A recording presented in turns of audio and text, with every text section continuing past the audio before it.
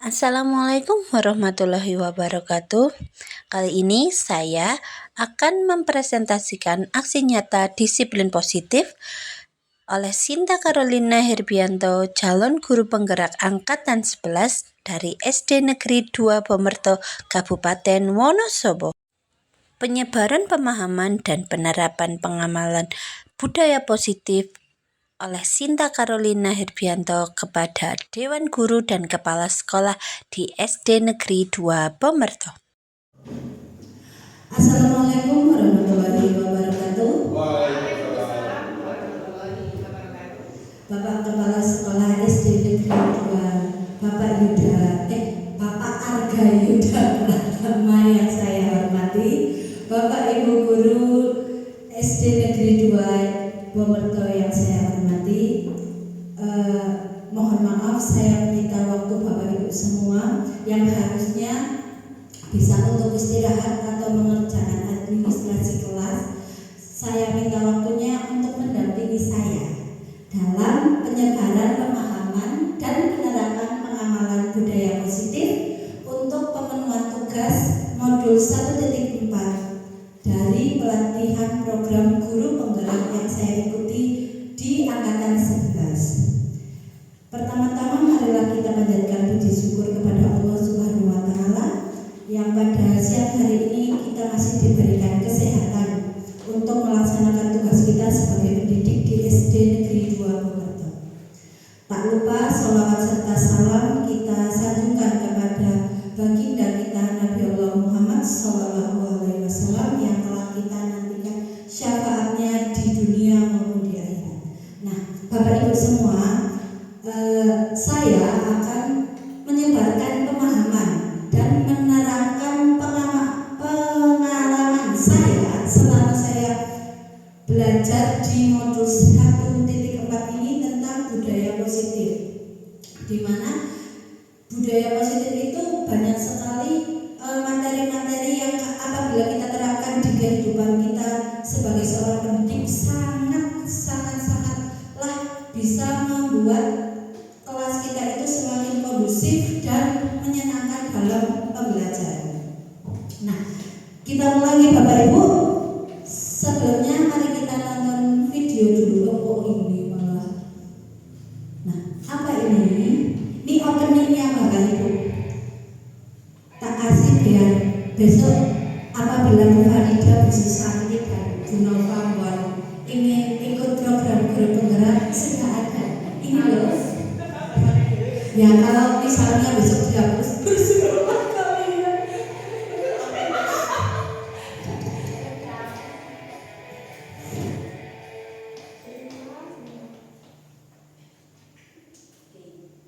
Nah, ini penyebaran pemahaman dan penerapan pengamalan budaya positif oleh Sinta Carolina Herbianto, calon guru penggerak angkatan 11 dari SD Negeri 2 Bomerto, Kabupaten Wonosobo.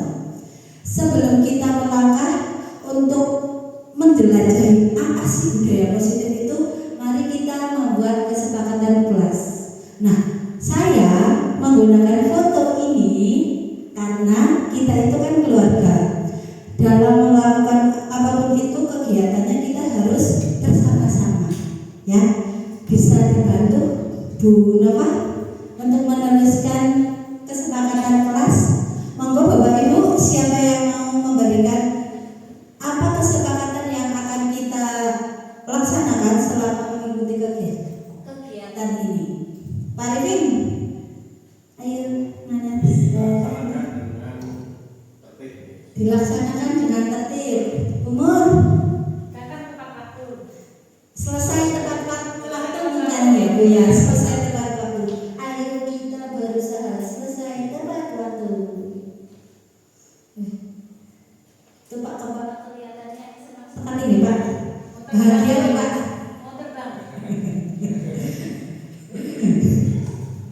Boleh makan dan minum. Boleh makan dan minum Pak Nova. Bu Nova. Ya kita santai saja. Boleh plus malah. Makan dan minum. Bu Ida apa Bu Ida? Oh, izin ke toilet. Oke.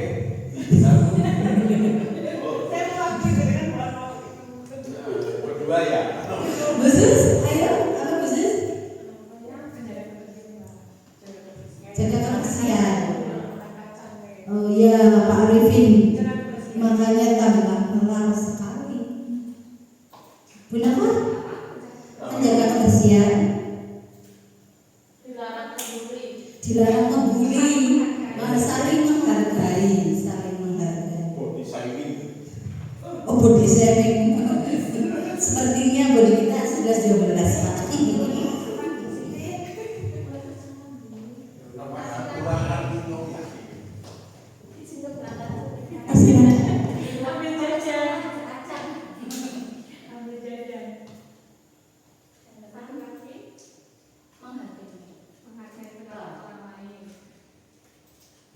Menghargai pendapat orang lain.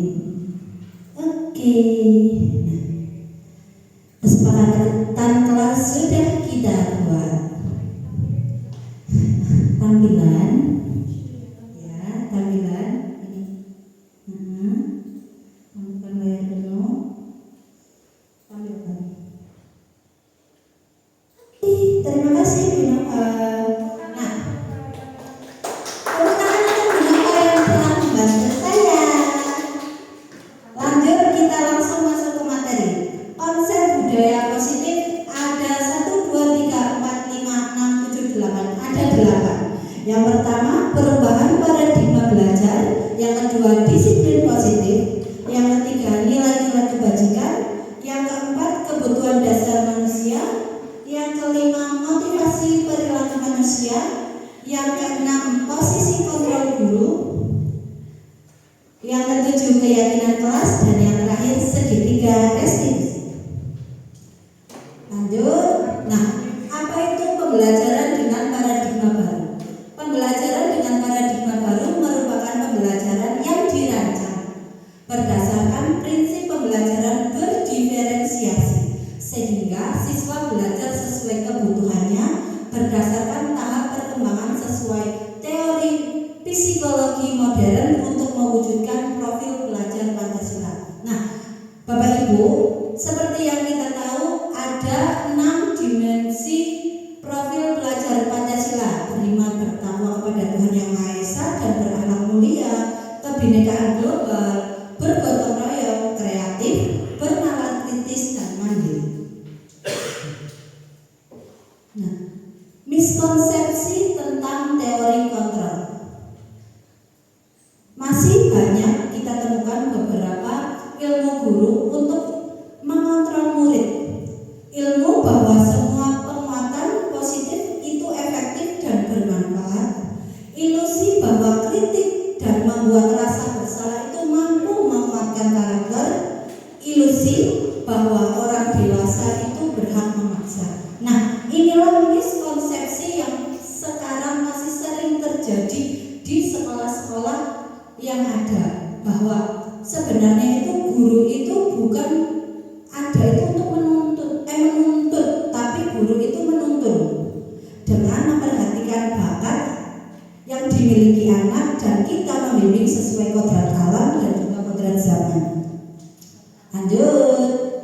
Nah, mengubah paradigma stimulus respon ke pendekatan teori kontrol. Biasanya kita itu masih kadang-kadang menggunakan kata-kata yang menjudge siswa. Nah, sekarang kita ubah dari stimulus respon. Stimulus respon, realita kebutuhan kita itu sama, dan teori kontrolnya itu realitas kebutuhan kita itu berbeda.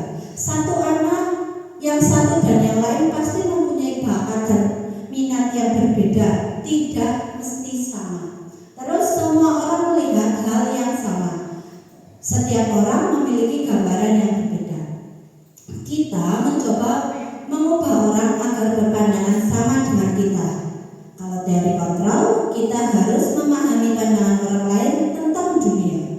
Perilaku buruk dilihat sebagai suatu kesalahan, tapi semua perilaku memiliki tujuan. Orang lain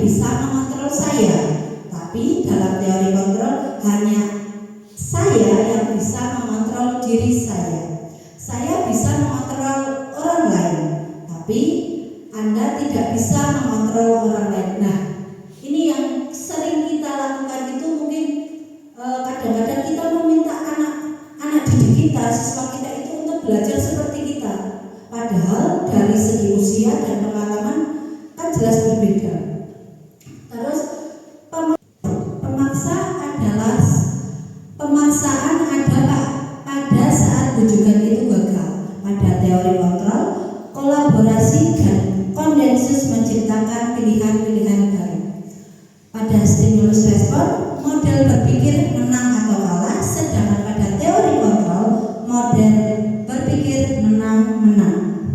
Lanjut. Nah, disiplin positif. Disiplin berasal dari kata disiplina yang artinya belajar. Disiplin mengacu pada disiplin diri yang memiliki tanggung jawab terhadap apa yang dilakukan berdasarkan nilai-nilai yang diyakini.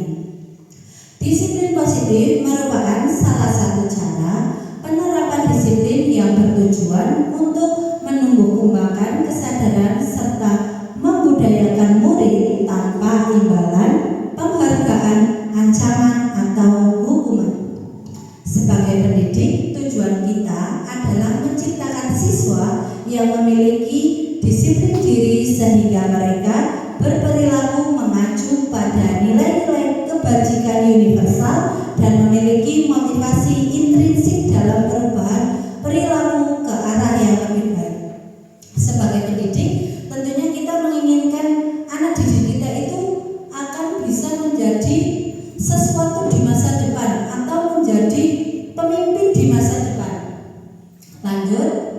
Nah, nilai-nilai kebajikan, nilai-nilai yang disepakati bersama terlepas dari suku bangsa, agama, bahasa maupun latar belakang. Nah, Bu Ida, saya mau minta tolong Bu dibacakan yang profil pelajar Pancasila itu dimensinya apa aja? Dimensi profil pelajar Pancasila yang pertama beriman dan bertakwa pada Tuhan Yang Maha Esa dan berakhlak mulia, berkebinekaan global, gotong royong, mandiri, kreatif, dan bernalar kritis. Oke, terima kasih Bu Ida. Tepuk tangan untuk Bu Ida. Nah, yang kedua yang primary years program Pak Arifin. Minta tolong Pak Arifin. Yang kedua adalah PIP, yaitu toleransi, rasa hormat, integritas, mandiri, menghargai, antusias, empati, keingintahuan, kreativitas, kerjasama, percaya diri, dan yang terakhir adalah komitmen. Oke, terima kasih Pak Arifin. Tepuk tangan untuk Pak Arifin. Nah, yang ketiga life skill, Umar. Minta tolong Umar dibacakan Umar. Keterampilan hidup atau life skill dapat dipercaya lurus hati, pendengar yang aktif, tidak merendahkan orang lain, dan memberikan yang terbaik dari diri sendiri.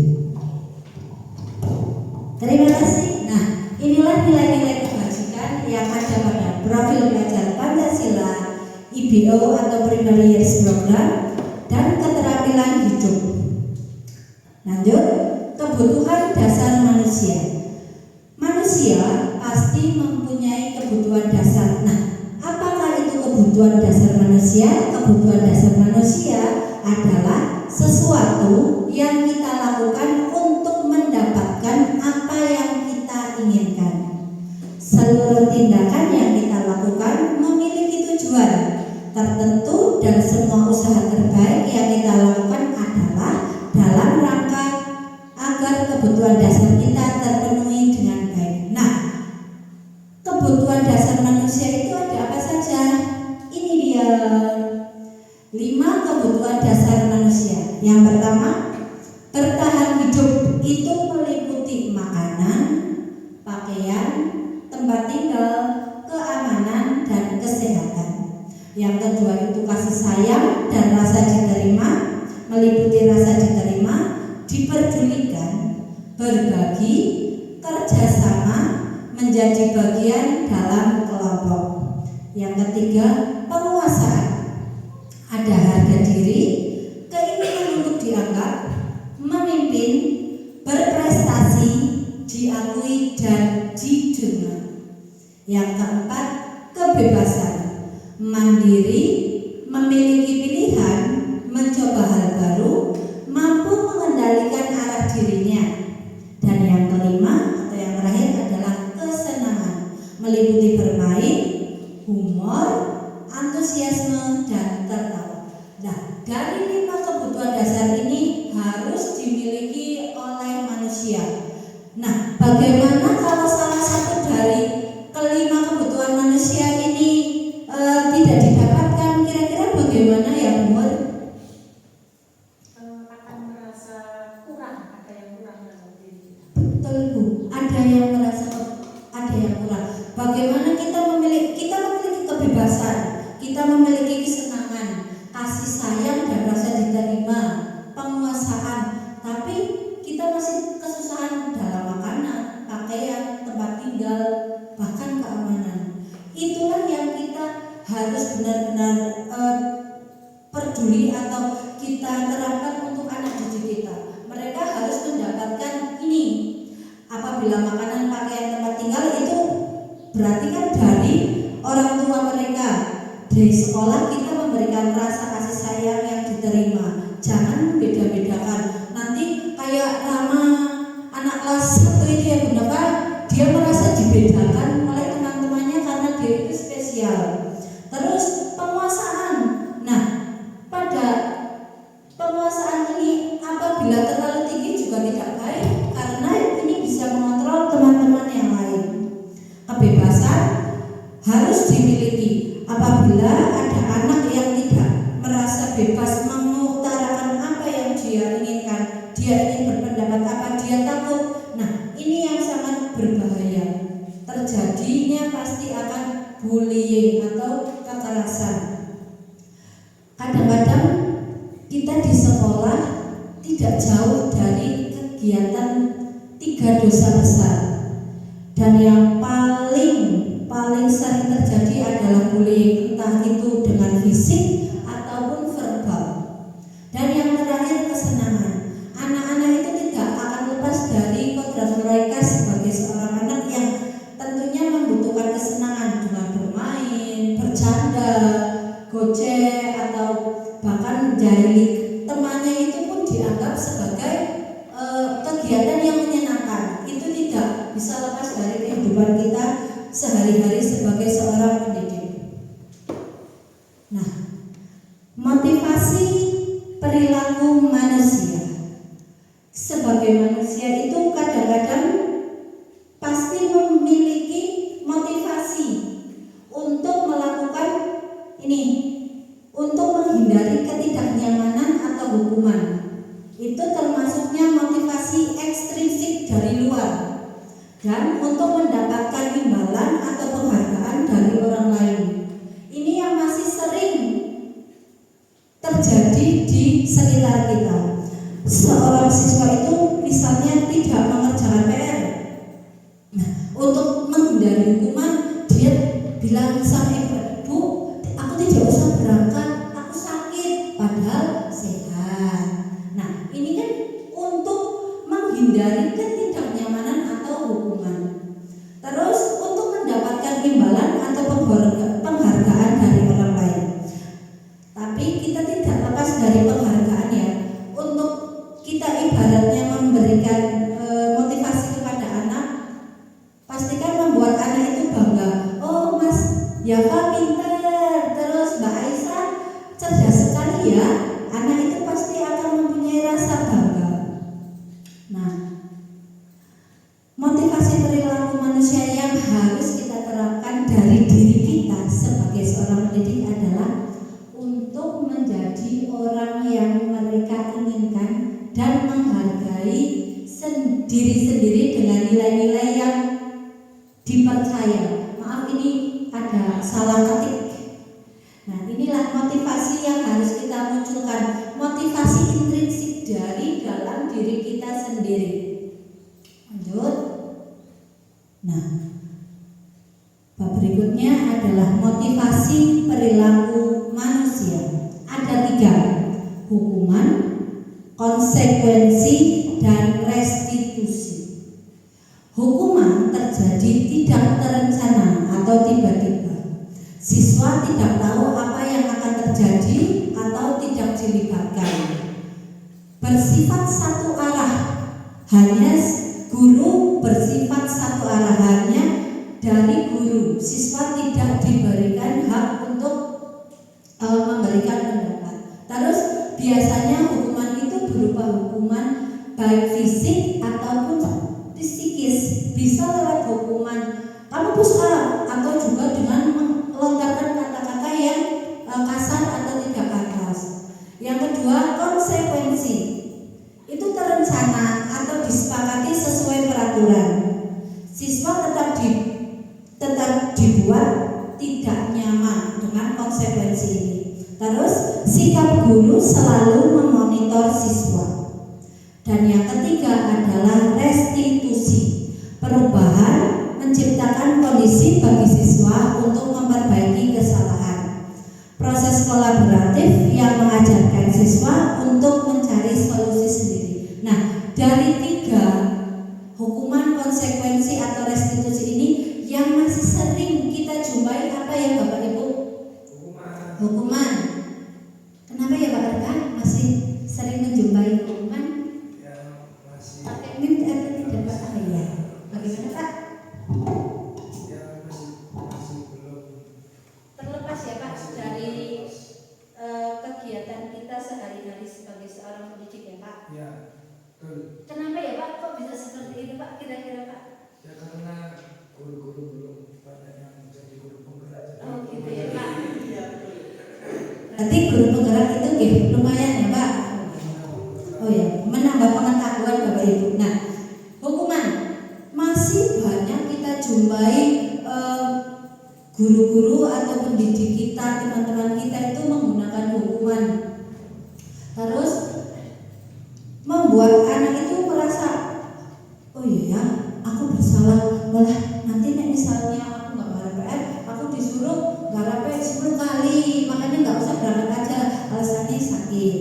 Sedangkan pada konsekuensi ini kita sudah melibatkan siswa, cuman siswa masih dibebani dengan apa yang akan mereka lakukan atau apa yang mereka dapatkan ketika mereka membuat kesalahan. Nah, sedangkan restitusi adalah proses menciptakan kondisi bagi siswa untuk memperbaiki kesalahan. Jadi intinya pada budaya positif itu kita memberikan pelayanan yang maksimal kepada siswa. Karena tugas kita sebagai pendidik adalah sebagai menuntun siswa untuk mencari jati dirinya. Nah, ada 5 posisi kontrol guru. Kontrol ya Pak Arifin, kontrol guru lo. Sebagai yang pertama penghukum, yang kedua merasa bersalah, pembuat rasa bersalah, yang ketiga pemantau, yang keempat teman, dan yang terakhir adalah manajer. Kayaknya saya ini kemarin mau naruh sini itu fotonya Pak Arga deh, tapi kayak tak cari nggak ketemu. Yang ini yang manajer, tapi nggak ketemu. Nggak apa-apa ya Pak ya, fotonya diletak dulu. Nah, sebagai penghukum, oke, 5 posisi kontrol guru sebagai seorang penghukum. Seorang penghukum bisa menggunakan hukuman fisik maupun verbal. Orang-orang yang menjalankan posisi penghukum senantiasa mengatakan bahwa sekolah memerlukan sistem atau alat yang dapat menekan siswanya lebih dalam lagi. Guru-guru yang menerapkan posisi penghukum pasti akan berkata, patuhi aturan saya atau awas, ya, awas kamu ya. Terus kamu selalu saja salah. Kok kamu lagi salah lagi, buat orang lagi.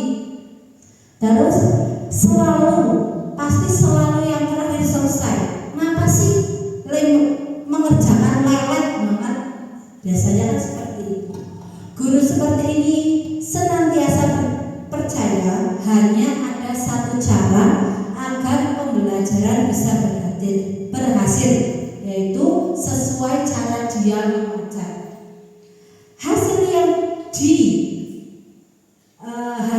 hasil yang dihasilkan dari proses menghukum ini adalah kemungkinan siswa itu marah dan mendendam atau bersifat agresif. Bisa jadi sesudah kembali duduk, siswa tersebut akan mencoret-coret bukunya atau meja tulisnya. Lebih buruk lagi, sepulang sekolah, siswa melihat motor atau mobil bapak ibu guru dan akan menggores kendaraan tersebut dengan batu. Nah, coba bapak ibu, kalau misalnya kita memberikan hukuman, walaupun itu tidak berbentuk fisik tapi verbal, ketika kita berjalan di desa, anak itu melihat kita, apakah dia akan mendekat? Kira-kira mendekat atau tidak bapak ibu? Tidak, karena mereka sudah memiliki rasa, lah aku tadi habis dihukum, lah aku tadi habis dimarahi. Mereka itu akan membekas di hati mereka. Nah, ini yang sulit. Yang kedua adalah posisi kontrol guru sebagai pembuat merasa bersalah. Pada posisi ini biasanya guru akan bersuara lebih lembut. Membuat rasa bersalah akan menggunakan keheningan yang membuat orang lain merasa tidak nyaman, bersalah atau rendah diri. Kata-kata yang keluar dengan lembut akan seperti, ibu sangat kecewa sekali loh dengan kamu. Berapa kali bapak harus memberitahu kamu ya? Gimana coba kalau orang tua kamu tahu kamu berbuat begini? Nah, di posisi ini siswa akan memiliki penilaian diri yang buruk tentang diri mereka. Siswa merasa tidak berharga dan telah mengecewakan orang-orang yang disayanginya. Hasil dari posisi kontrol guru pembuat rasa bersalah adalah siswa akan merasa bersalah telah mengecewakan ibu atau bapak gurunya. Siswa akan merasa menjadi orang yang gagal dan tidak sanggup membahagiakan orang lain. Kadangkala sikap seperti ini lebih berbahaya dari sikap penghukum karena emosi yang tertanam rapat di dalamnya. Siswa menahan perasaan, tidak seperti siswa dengan guru penghukum, di mana siswa bisa menumpahkan amarahnya walaupun dengan cara yang negatif. Namun pada murid posisi tertekan seperti inilah yang tiba-tiba saja bisa meletus amarahnya dan bisa menyakiti diri sendiri ataupun orang lain. Bayangkan bapak ibu, kalau murid kita ada yang merasa seperti ini, dia merasa tidak berharga, hidupnya itu tidak berguna, baik itu dia untuk orang tua, untuk sekolah atau teman-temannya. Tiba-tiba kita mendengar, wah si fulan tiba-tiba nyegur sekali karena tidak tahan, dibully oleh temannya, dimarahi oleh bapak ibu gurunya di rumah seperti itu. Moga-moga bisa jangan ya bu ya, jangan ya dek ya, jangan.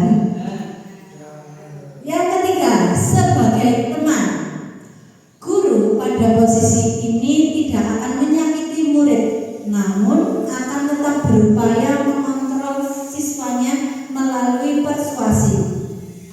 Posisi teman pada guru bisa negatif ataupun positif. Positif di sini berupa hubungan yang baik yang terjalin antara guru dan siswa. Guru di posisi teman menggunakan hubungan yang baik dan humor untuk mempengaruhi seseorang. Mereka akan berkata, ayo bantulah demi bapak ya. Ayo ingat tidak bantuan bapak selama ini, ayo. Ya sudah, kali ini tidak apa-apa, nanti ibu bantu bereskan. Nah, hal yang negatif dari sisi sebagai teman adalah bila suatu saat guru tersebut tidak membantu, maka siswa akan kecewa dan berkata, saya pikir bapak atau ibu itu teman saya. Siswa merasa dikecewakan dan tidak lagi mau berusaha. Hal lain yang mungkin timbul adalah siswa hanya akan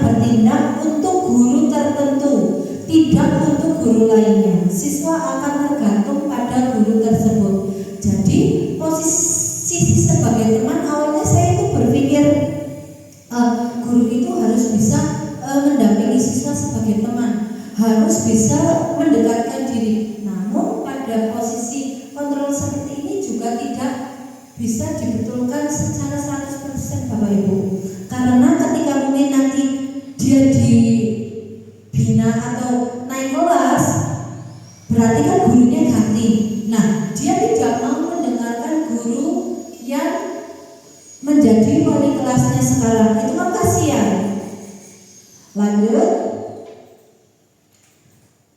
Hasil yang dihasilkan dari posisi kontrol guru sebagai teman adalah murid akan merasa senang dan akrab dengan guru. Ini termasuk dampak yang positif. Hanya saja di sisi negatif, murid menjadi tergantungan pada guru tersebut.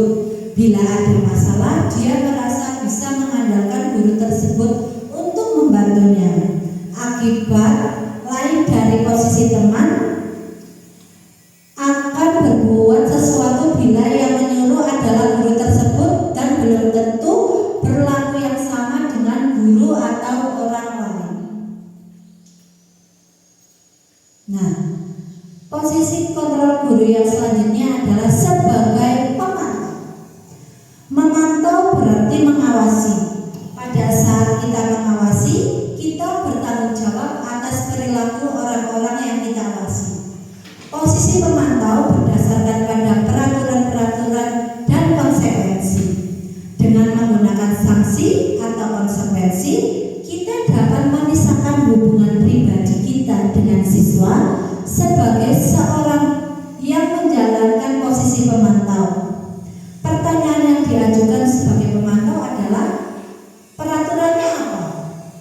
Sanksi atau konsekuensinya apa?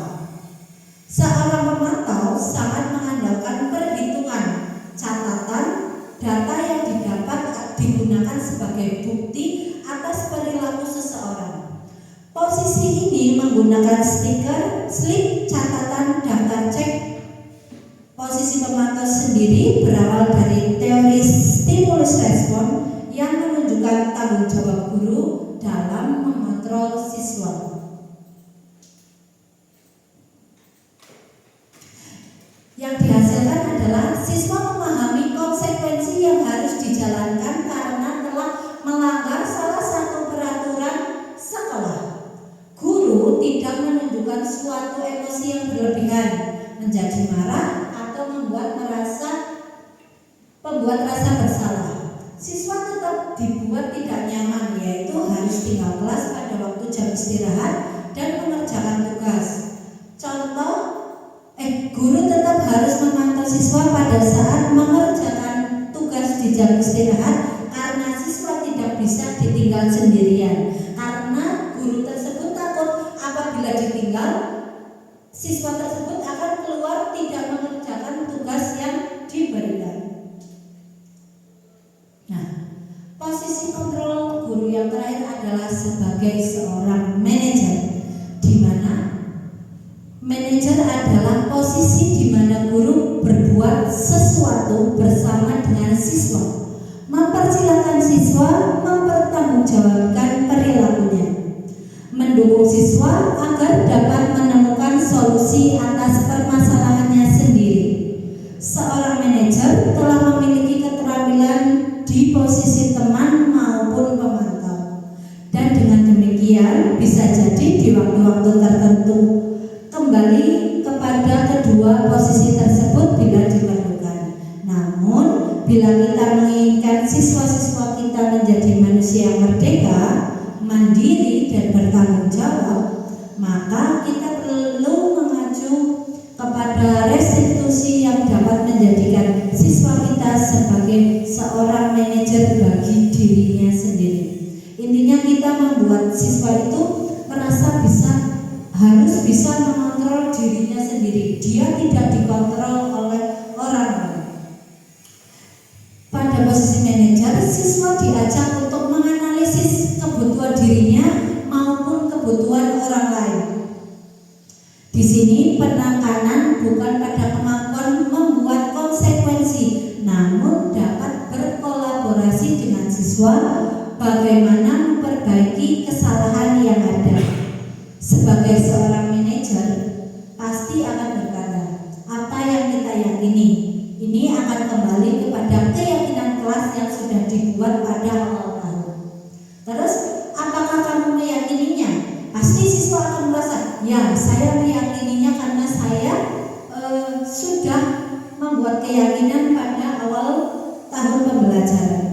Jika kamu meyakininya, apakah kamu bersedia memperbaikinya? Jika kamu memperbaiki ini, hal ini menunjukkan apa tentang dirimu. Terus, apa rencana kamu untuk memperbaiki hal ini? Nah, yang ini yang keren. Apa rencana kamu untuk memperbaiki hal ini? Di sini siswa ditegaskan untuk bisa mengontrol dirinya sendiri. Dia bisa mengontrol apa yang akan saya lakukan untuk memperbaiki kesalahan yang sudah saya lakukan. Lanjut. Tugas seorang manajer bukan untuk mengatur perilaku seseorang. Kita membimbing siswa untuk dapat mengatur dirinya. Seorang manajer bukannya memisahkan siswa dari kelompoknya, tapi mengembalikan siswa tersebut ke kelompoknya dengan lebih baik dan kuat. Hasil dari posisi control manager, pada posisi manajer maka suara guru sebaiknya tulus, tidak perlu marah, tidak perlu meninggikan suara, apalagi sampai menunjuk-nunjuk jari ke siswa, berkacak pinggang atau bersikap seolah-olah menyesal, tampak sedih sekali akan perbuatan siswa, ataupun bercanda menempatkan dirinya sebagai teman siswa. Fokus ada pada siswa, bukan untuk membahagiakan guru atau orang lain. Siswa sudah mengetahui adanya suatu masalah dan sesuatu perlu terjadi. Bila guru mengambil posisi pemantau, guru akan melihat apa saja konsekuensinya, apa peraturannya.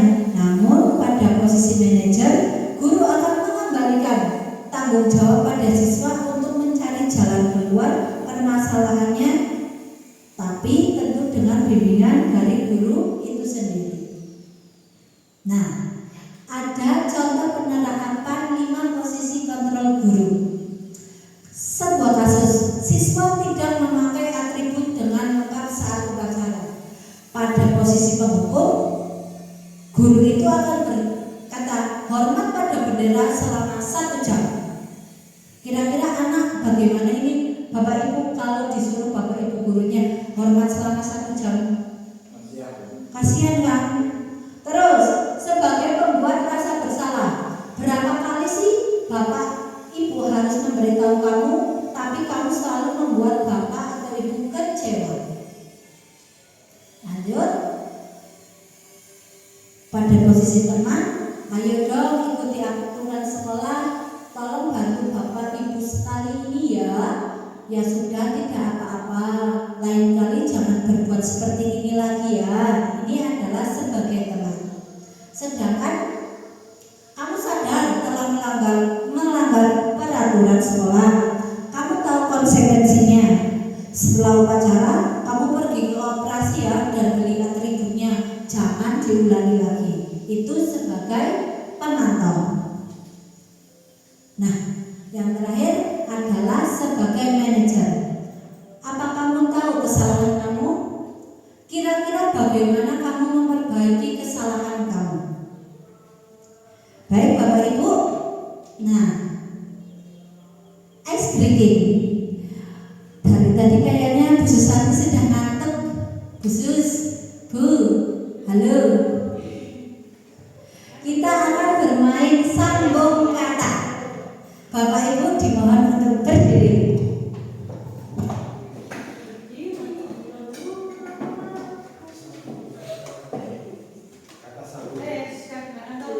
Ada sambung kata. Sambung kata. Di sini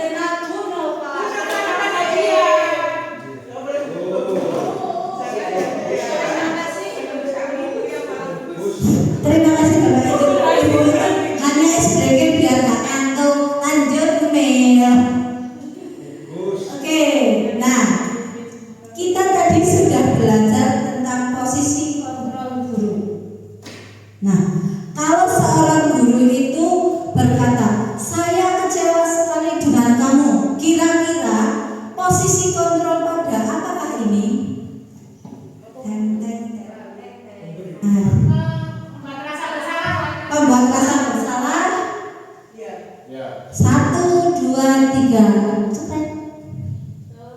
Ya, tepuk tangan. Lanjut. Nah, apa rencana kamu untuk menyelesaikan masalah ini? Manajer aja. Betul, tepuk tangan. Berarti pemahamannya berhasil. Ini ada satu lagi. Ayolah lakukan demi Bapak Ibu ya, teman. Tepuk tangan untuk kita semua. Lanjut.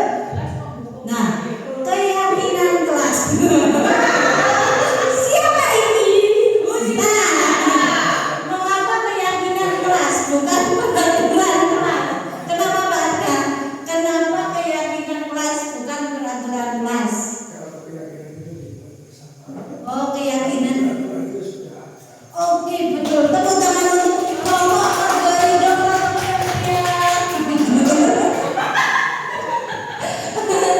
Nah, ini pembentukan keyakinan. Ini pembentuk apa? Keyakinan kelas 5 yang sudah ada. Bersifat abstrak, berupa pernyataan universal, dibuat dalam pernyataan positif, sedikit saja agar mudah diingat, sesuai dengan kondisi kelas dan sekolah agar lebih mudah diterapkan. Jadi nggak usah ngambil keyakinan dari sekolah lain, nanti malah bingung. Terus semua warga sekolah atau kelas dilibatkan saat membuat keyakinan kelas. Nah, yang terakhir Bapak Ibu, hampir bilang segitiga restitusi. Apa itu? Segitiga restitusi yaitu suatu proses dialog yang dijalankan oleh guru agar dapat menghasilkan siswa yang mandiri dan bertanggung jawab. Yang pertama, menstabilkan identitas berdasarkan prinsip pembuat kesalahan adalah bagian dari proses pembelajaran. Menggeser identitas gagal menjadi identitas sukses. Berbuat salah itu wajar, nggak apa-apa, tapi besok jangan diulangi ya. Ya, tidak ada manusia yang sempurna. Bu Guru juga banyak kekurangan kok. Bu Guru kelebihannya berat badan, kan besar kan. Terus Bapak atau Ibu juga pernah melakukan itu. Cuman kalau Bapak Ibu melakukan itu kan karena sesuatu hal yang sangat menyakitkan.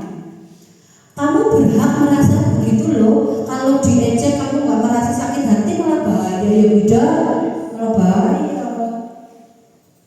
Terus validasi tindakan yang salah. Yang pertama, berdasarkan prinsip setiap perilaku berupaya memenuhi suatu kebutuhan tertentu. Yang kedua, guru akan bergeser dari pemikiran stimulus respon menjadi proaktif. Yang ketiga, mengenali dan mengakui kebutuhan siswa akan memperbaiki hubungan dengan siswa. Kita bisa dengan kata-kata, kamu pasti punya alasan ya mengapa melakukan hal itu. Terus, padahal kamu dapat melakukan yang lebih buruk daripada ini ya. Terus kamu melakukannya karena mempertahankan sesuatu yang penting bagimu ya. Kalau sekarang anak punya jajan direbut temannya terus gak direbut lagi ya salah, karena mempertahankan hak. Yang terakhir, menanyakan keyakinan berdasarkan prinsip teori kontrol. Balik lagi bahwa pada dasarnya kita termotivasi secara intrinsik dari dalam diri. Siswa diberi pertanyaan bermakna untuk memunculkan motivasi secara intrinsik, mampu mengaitkan keyakinan dengan tindakan yang salah. Kita bisa menggunakan kalimat, apa keyakinan kelas kita? Nilai-nilai apakah yang sudah kita sepakati bersama? Seperti apa gambaran kelas yang ideal menurut kamu?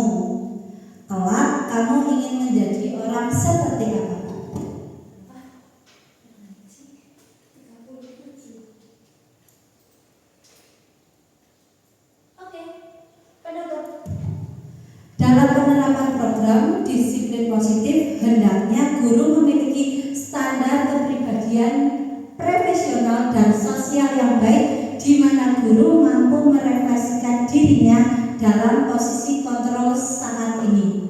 Bagaimana perjalanan dirinya sebagai among atau manajer yang menuntun siswanya menjadi insan yang mandiri, merdeka dan bertanggung jawab. Ini dari Badan Nasional Pendidikan, Bapak Ibu, sanes dari Pulau nyampe. Terakhir, thank you for attending. Pak, ini fotonya dari komen banget.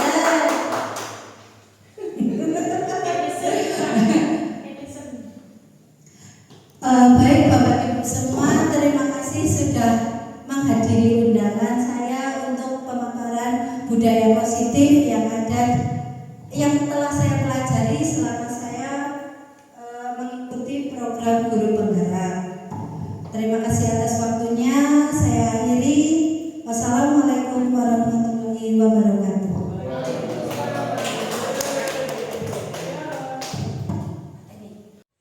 Saya juga membuat keyakinan kelas pada kelas 5.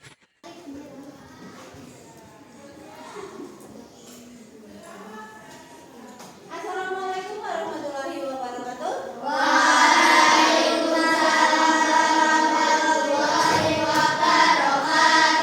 Oke, untuk mengawali kegiatan kita pada pagi hari ini, sebelum Sinta memberikan pembelajaran, mari kita buat kesepakatan kelas dahulu. Oke? Sinta punya lembar post-it. Silakan guru kasih waktu kalian membuat peraturan-peraturan apa saja atau kesepakatan apa saja yang harus kita lakukan selama kita melaksanakan pembelajaran. Tidak hanya pembelajaran hari ini, namun pembelajaran selama kalian berada di kelas 5. Ya. Silakan langsung ditulis. Apabila yang sudah selesai langsung bisa ditempel. Oke. Ganti warna.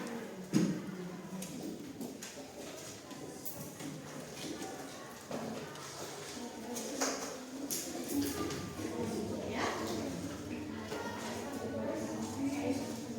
Ayo, yang sudah langsung dibuat, langsung tulis. Setelah selesai, silakan ditempel di depan kelas. Di papan tulis. Nantinya kesepakatan yang kita buat akan Bu Sinta buat pada kertas yang lano ini. Guru hias dengan baik dan rapi. Silakan kalian membuat kesepakatan atau apa saja yang akan dilaksanakan di kelas selama pembelajaran kita laksanakan. Ayo. Yang sudah langsung tempel. Tempel yang sudah. Ayo. Bentar. Kita buat garis dulu, ya. Ini untuk A, ini B, ini C. A, B, C. Silakan. Oke. Kasih Mbak Leli. Ayo yang sudah. Masih aja belum apa?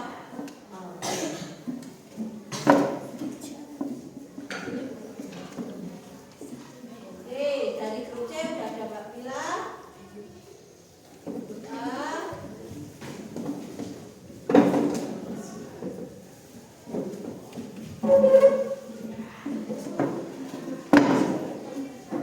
Gue belum ada yang memberikan. Loh, ada grup B dong. Gimana? Ya. Hah? Ya.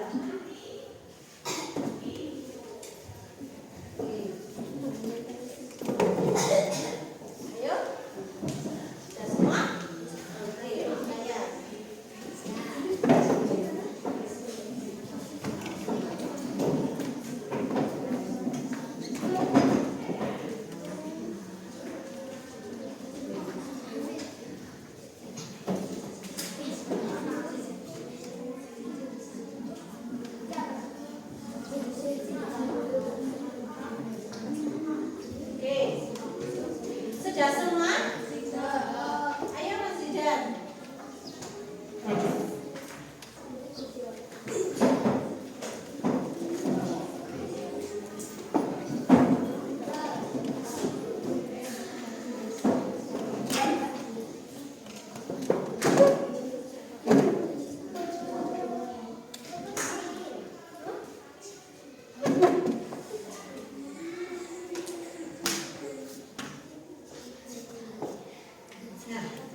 Sekarang kita lihat bersama-sama ya.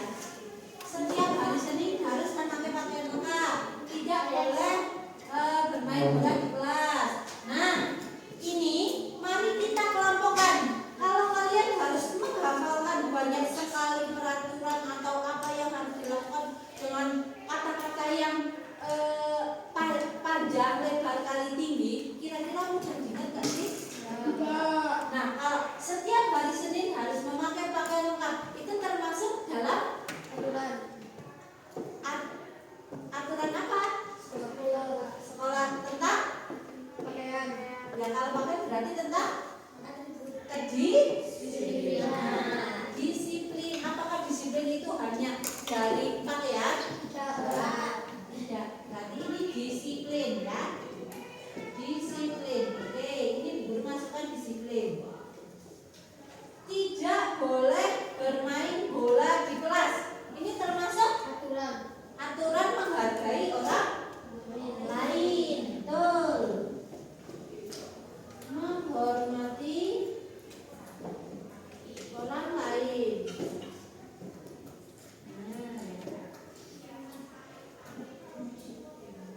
Nih, terus di kelas tidak boleh memakai topi. PR harus dikerjakan di rumah. Ini termasuk disiplin. Pinter. Kesepakatan di kelas 5 membawa peralatan tulis. Berarti ini termasuk apa? Disiplin. Oke. Harus membawa perlengkapan ke sekolah. Disiplin. Terus tidak boleh bermain di kelas. Menghormati orang lain. Ada yang belum kamu loh. Keamanan. Ya. Ada 3. Tidak boleh bermain atau berisik saat jam pembelajaran. Oke. Terus kalau di kelas tidak boleh jalan-jalan di kelas. Menghormati. Tidak boleh jalan-jalan pada waktu sebelum istirahat. Ya. Ini sama. Berisik. Tidak boleh berisik di kelas. Sama. Nah, ini siswa tidak boleh berbicara saat guru menjelaskan. Menghormati ya. Nah, apabila di kelas tidak boleh membuli, ini termasuk apa?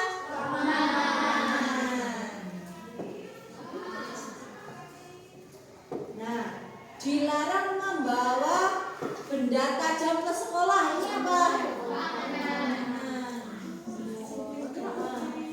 Tidak boleh membuang sampah sembarangan. Keamanan. Disiplin apa menghormati? Bukan disiplin, ditambah satu lagi, tanggung jawab.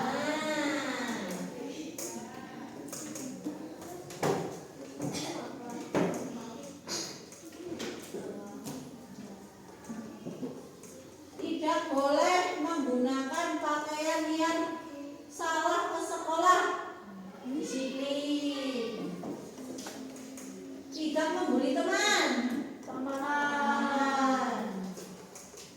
Tidak boleh membuat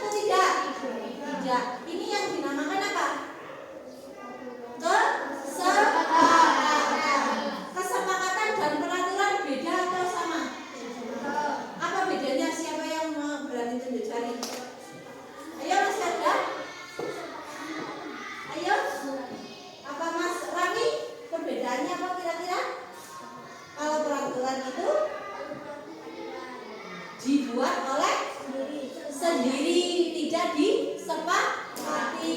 Kalau kesepakatan kita yang membuat, kita yang menjalankan. Kan? Oke, nanti ini kalau sudah terbentuk ini akan Bu Sinta buat yang bagus. Nanti setiap anak dan bu guru akan menandatanganinya. Kalau kita menyepakati keyakinan yang kita buat. Setuju atau tidak? Oke, kita lanjut pembelajaran ya. Sekian aksi nyata modul 1.4 budaya positif yang dapat saya sampaikan. Guru Bergerak Indonesia Maju. Terima kasih.